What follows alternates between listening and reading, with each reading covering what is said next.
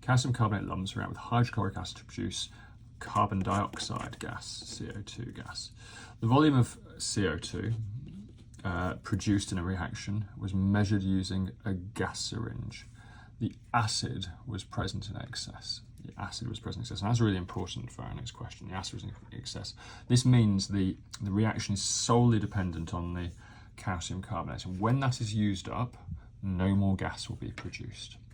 Right, we've got a rate of reaction graph here, and the question that we're working on now is here. Sketch another curve to show the results you might expect if this experiment were repeated with powdered calcium carbonate as opposed to larger lumps. So to get powder, we take a larger lump and we break it up. Within the middle of that big lump, there's lots of calcium carbonate particles hidden beneath the surface.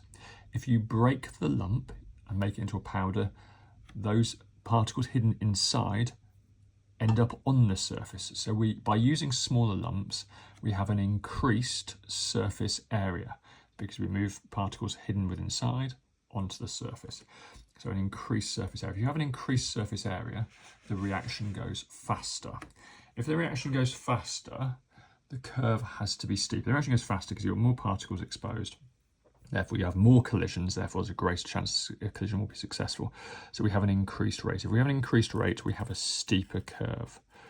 Okay, so this is a 2-mark question, and you'll get 1 mark for it being steeper. Now, where does it finish? Where does it finish? If we had increased the amount of particles, we would expect it to finish higher. More gas will be produced. But we haven't done that. We've just taken the big lumps and crushed them.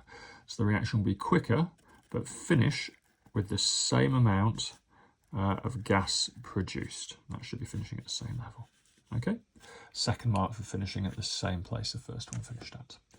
All these questions and more on ayleshamhighchemistry.com.